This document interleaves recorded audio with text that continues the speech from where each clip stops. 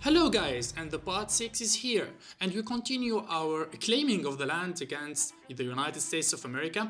And as my perfect land stack has landed in the Washington DC, now we are going to launch the final attack on the United States of America, as we will destroy his second capital, St. Louis, and also the other city of Chicago, because these two cities are in the center of the United States of America, so I can't reach them by navy.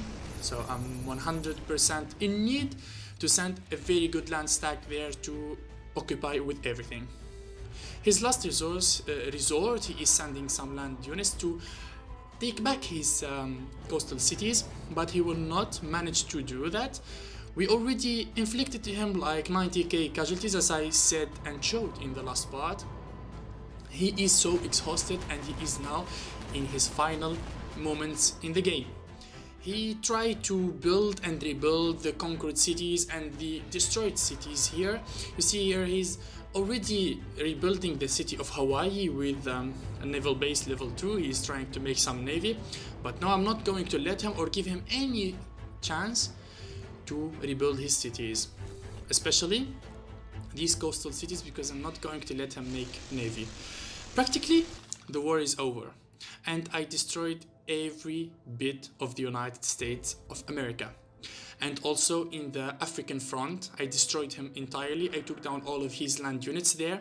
Now it's only a matter of claiming the cities and taking the provinces here. You see here I'm taking the land using my gunships and the motorized infantries there. The war in Africa is over, yet I just need some time to finish the lands and the homelands of the United States. All of his coastal cities are destroyed, but he still have two cities in the center, which is St. Louis and Chicago. Here the Europeans have taken all the north of Africa.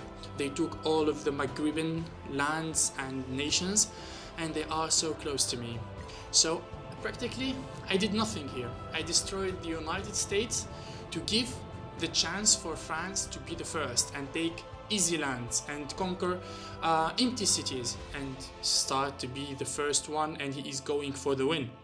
So practically I gave France a chance to be bigger. Of course I'm not going to launch war against the United States, Brazil and France at the same time, but now I will focus entirely on making good land units and good air force, and the air force is going to be composed of attack helicopters and helicopter gunships.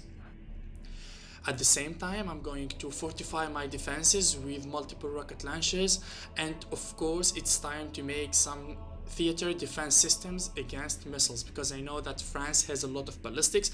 Also Syria, when he passed by at the beginning of the game, he was a friend, he showed me that he have ballistic launchers. So before thinking about launching an attack against this coalition, I need to fortify my defenses first. So as you can see here, I'm making a lot of anti-air, multiple rocket launchers, theater defensive systems, and now the helicopters. As the research of the level 1 attack helicopter is ready, I'm going to build a lot of helicopters, okay? I need to have some time now to finish the United States, take his land, and prepare some good army to be able to have a chance against France, Finland, Syria, and Ukraine or Belarus. I forgot which is the fourth country, but it's one of these countries, and they are all active and they are playing well, understand? Here I'm going for the level 3 mobile radar. We need the mobile radar for our multiple rocket launchers and the level 1 theater defense system, as our level 5 army base is ready. I'm in peace with Latin America, which is taken by Syria now, and also there are Chile, Colombia and other nations. I am at peace with them. I'm only at war now against the United States here. I'm trying to take his cities one by one. He's not going to settle, he's not going to stop. He's already sending a land stack of 1 main battle tank and 5 max level motorized infantries. I hope he takes back Los Angeles and he stays there, because if he stays there he will be an easy target for my navy. I will not use no land units on him, I will only bombard him with my navy. So here my land stack there, it's having a war against the infantries of the United States near Chicago, and here Finland has declared war on me. I don't know why. It was all of a sudden. It was a surprise. He took the city of Tinduf from me. Like that. He just came and declared war on me and took the city of Tinduf from me. I was 100% at peace with them. But I don't understand what is... Okay, it is an amateur move. It's not comprehensible. But we will see what will happen. So the infantries are down. The capital San Luis is 2% morale. It's going to turn rogue soon. There is no chance and no hope for it. Anchorage also is destroyed. Portland, he took it back. And in Los Angeles, he settled as we spoke. San Francisco, he settled in as we spoke, and I took down his land stack with my navy. So France, he didn't get enough of North Africa. Now he is going for Canada, and practically he's going to take the United States from me. I'm taking a while to take the United States because I can't spare more land units there to take down the cities of the US. So France stepped in and he is taking them. Now he started to take Canada. And I think he is going to move down on the United States, and that is so bad for us. It's not so good. France is getting so bigger now. He is first and claiming more and more points in the game. I'm afraid that he get the required points for a solo win, and he just quits his coalition, because a lot of times this happened to me, and a lot of cheeky players do this trick. They play with a coalition. They gather the required points to have a solo win, and they just quit their coalitions. It's a cheap move, yes, I know, but it will give him a solo win. But I'm not going to let him do that. I'm going to do everything in my power to prevent that from happening. Here now we are preparing, annexing cities all the way out. Component city, because we need them so much for the Navy and the attack helicopters. Navy 100% and 24 and 24 production. Also the multi-rocket launchers, helicopters, and the theater defense systems. Now I am attacking the city of Chicago. It has a lot of land units there. Now the casualties are, as I said, I'm 16k and he is more than 90k. Destroying the city of Chicago. The capital San Luis is destroyed entirely. I'm going to take it down. You see there, that's France, who is advancing through Canada from the north. In Quebec and all of that region, that's France. We have the right of way, by the way. Yes, I don't know. I'm not going to trust him for sure, because they will decide to attack me, but we will see. Okay, so day 47, and I opened the game in the morning and found out that France has declared war on me. But how did he declare this war on me? Okay. I mobilized some naval stacks here in the Mediterranean, as you can see.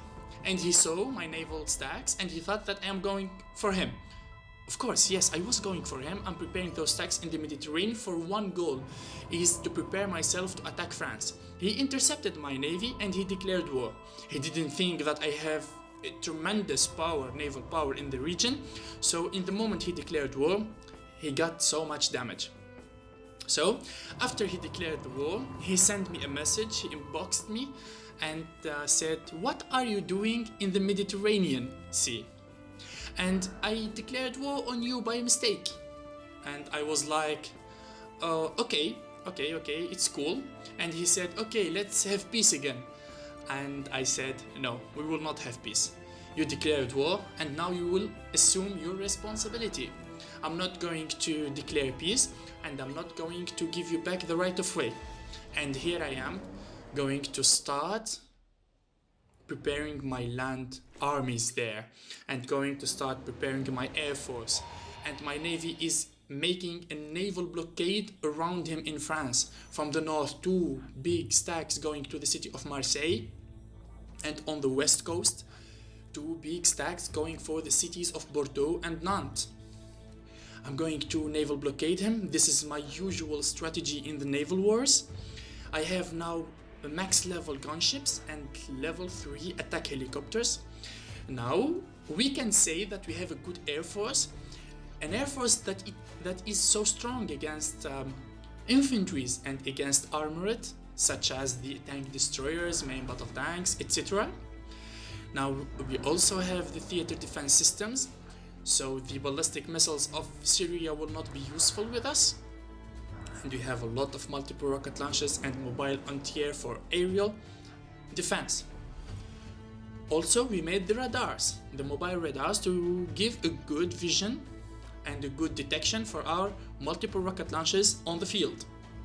So now we are prepared to launch the war against France, and we are prepared to engage it, because this is going to be, I suppose, and I think it's going to be the last war, because if I take down France and his coalition, which is going to be so hard, beyond magic, checkmate it's going to be, and we will win the game. But first, let's focus on the preparations here.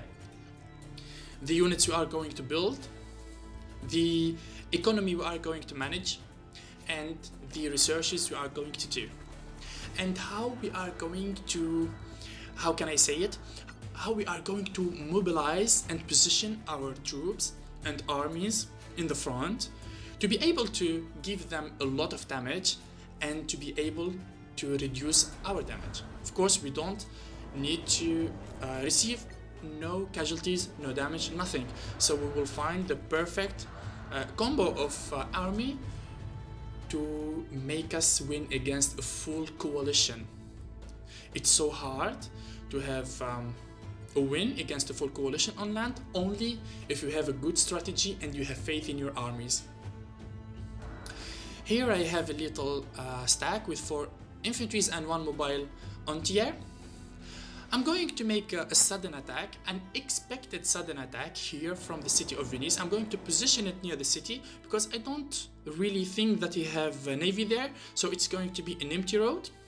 Here all of the United States is France's lands now. He took them all from me.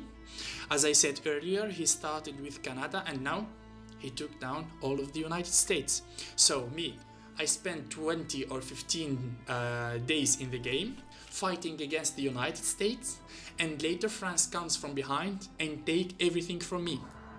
He took everything from me, literally. I only took from the United States 3 cities or 2 cities. All the rest is taken by France. Is this fair? It's unfair. I'm going to change my status with Syria to peace. I'm not going to give him anymore the right of way because he is his ally, and I'm going to expect a full movement of their coalition against me. Here I have some stacks are positioned and his navy is on the move. Near the city of Marseille I'm detecting a big land stack there. I'm attacking it with 2 naval stacks. And on the west coast you have 2 naval stacks that are advancing. I attack them and go back. I will explain this naval battle thing in a second, okay? So France here is texting me. He said that I am betraying him, that we are supposed to be friends, and now I don't want to accept peace with him and I am going to attack him. Well, it's not me who declared war in the first place, so it was him. So I am the one who is going to blame him for attacking like that recklessly. So now he is going to pay. This is the naval blockade I'm speaking about. I have the maximum attack range of 100. I don't know if he have the 100 or not, but what I need to know that I will attack and go back. Between every attack of a ship is 60 minutes. In time game, of course. You have to multiply it with 4. And between each attack, I will avoid that I receive damage. So I attack him now. I go back out of his range and come back after 60 minutes and I strike him again. He have the air mobile squadron, air mobile infantries, level 3.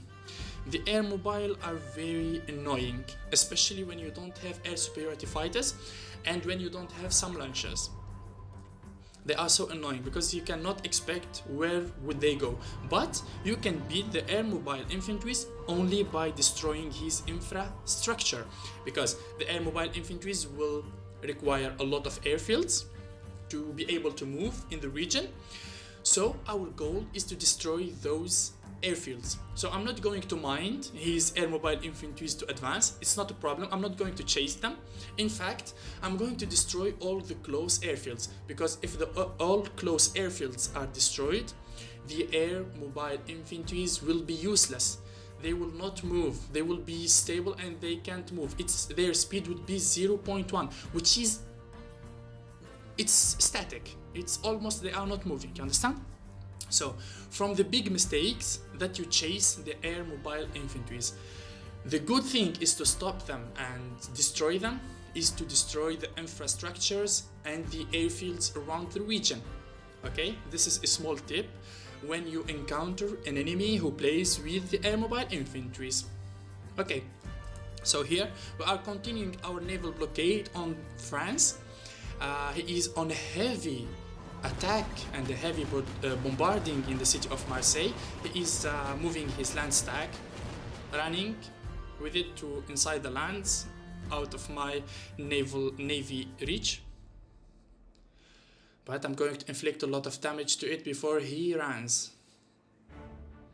I'm advancing so carefully. This is a good strategy, a good naval strategy. You need to always move carefully and slowly. You don't have to move and let the enemy attack you.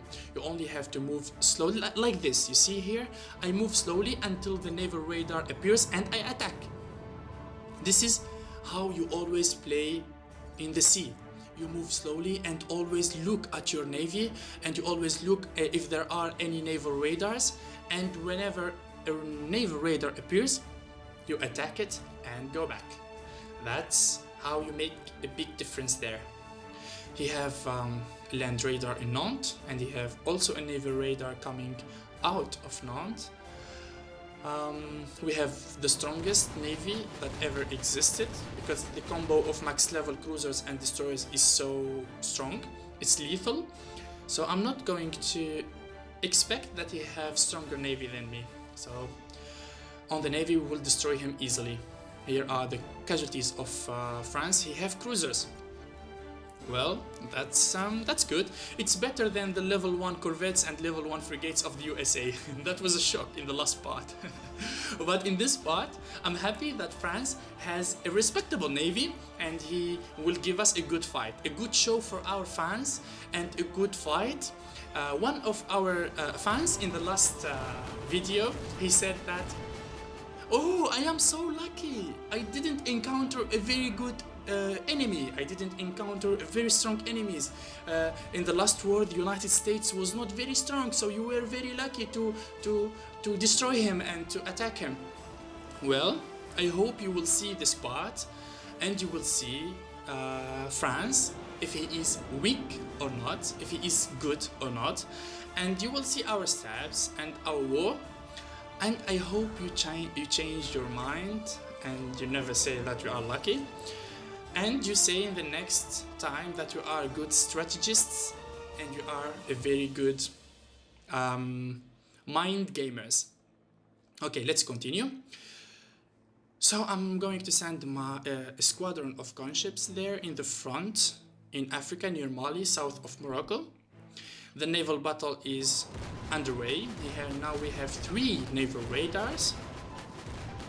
He didn't engage just yet. I don't know if he have the range of 100 or not. If he didn't engage us, it's 100% he don't have the 100 range, so he needs to be closer in order to be able to attack us. Day 49, and you are being overwhelmed by the Europeans. Here Finland has joined the party. France, he went so heavy on us. You can see here he is advancing so quickly with tank destroyers and motorized infantries. Look at that, all max level. It's huge. And now my artillery is engaging a good stack, also finished stack with 5 level 5 motorized infantries and recon vehicles, I guess. So you see here they are building a lot of airfields. That's France who is building a lot of airfields in order to transport more his UAVs and his airborne infantries. So we will check out in the next part what will happen, because we are being so overwhelmed here in this game. In the front, in the African front, they are taking advantage for us. So in the part 7 we will see more what will happen in this game.